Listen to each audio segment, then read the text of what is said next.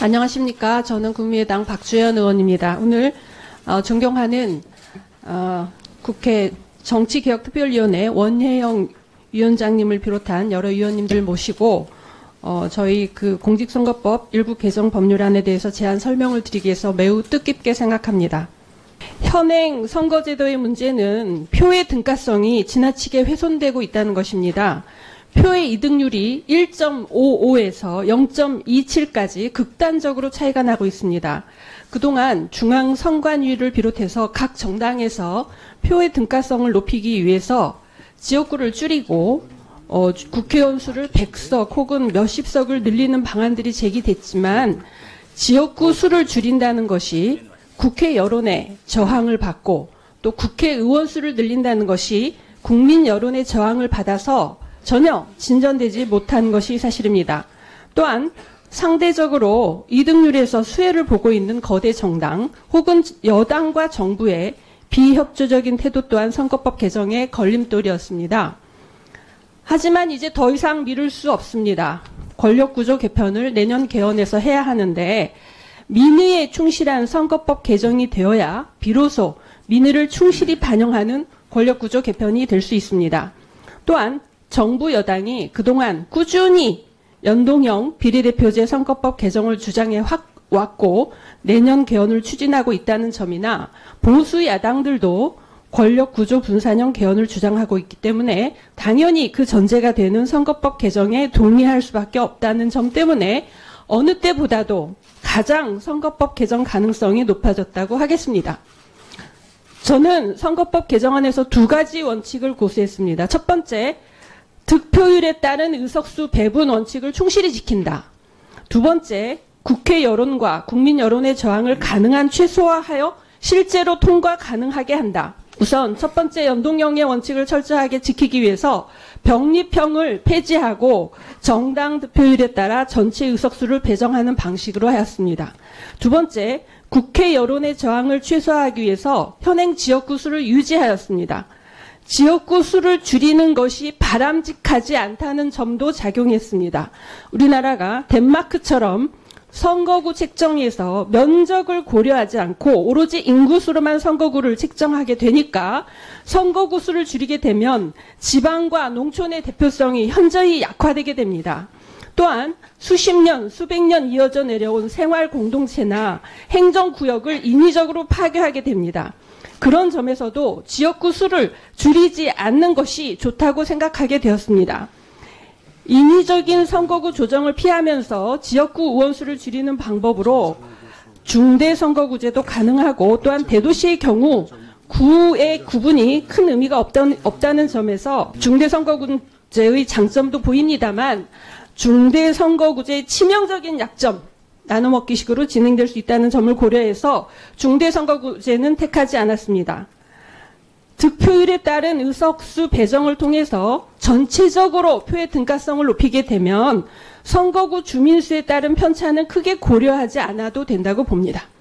또한 국민 여론의 저항을 최소화하기 위해서 의원 정수의 증가를 최소화해야 합니다. 등가성을 최대화하려면 현행 지역구 의석수와 비례대표 의석수 비율 5.38대 1을 1대 1이나 1대 2로 해야 하겠지만 시뮬레이션을 돌려본 결과 1대 4로 4대 1로 해도 연동형으로 운영이 가능하다는 점을 입법조사처 김종갑 조사관과 많이 연구한 결과 이런 결과를 도출하였습니다. 물론 이득률, 즉 정당 득표율과 의석수와의 균형이 1대 1로 정확하게 일치하는 것이 표의 등가성을 최대화시키는 것이겠지만 지역구 수 현행 유지와 의원 정수 증가를 최소화해서 통과 가능성을 최대화하기 위해서 이득률의 차이를 현재 1.55대 0.27을 1.31대 0.80으로 현저하게 줄이는 정도로 만족해야 했습니다. 현실적으로 이번 선거법 개정에서는 연동형 비례대표제를 일단 택하는 것을 최우선 목표로 하고 이후에 국민의 동의를 얻게 되면 차차 의원 정수를 더 늘려서 이득률 차이를 더 좁혀가는 것이 가장 합리적인 방법이라고 생각합니다.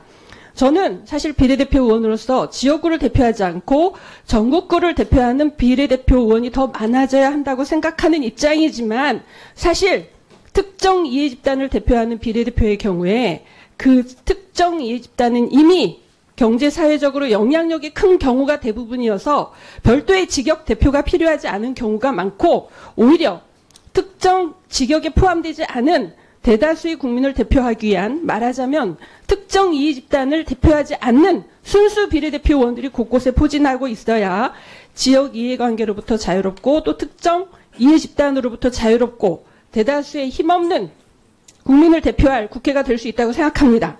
그런데 현재의 비례대표는 특정의 힘있는 이해집단을 대표하거나 혹은 당내의 패권적 계파 정치로 인해서 당대표의 줄 서는 당대표 친위대 같은 모습으로 국민들에게 비춰져서 사실 비례대표제에 대한 국민의 동의 수준은 높지 않아 보입니다. 그래서 연동형 비례대표제라는 이름도 연동형이라는 의미가 뭔지 너무 어려워서 또 비례대표 의원에 대한 호감 수준이 낮다는 점에서 이름을 연동형 비례대표제라고 하지 말고 민심 그대로 선거제라고 그렇게 명명해 보았습니다. 지역구는 전국구보다 더 우선적인 의미가 있다고 생각합니다. 따라서 지역구 당선자 수가 정당 득표율에 따른 의석수를 초과했을 때 지역구 당선자를 인정하는 독일식 방식이 타당하다고 생각해서 그에 따랐습니다. 다만 독일식은 지역구 당선자 초과 수만큼 의원 정수를 늘리는 방식을 택해서 비례성을 더욱 정교하게 하고 있지만 그때그때 국회 의석수가 달라진다는 단점이 있고 특히 우리나라에서 국회의원 수가 더 초과하는 결과, 변동하는 결과를 국민 여론이 용인하지 않을 것입니다.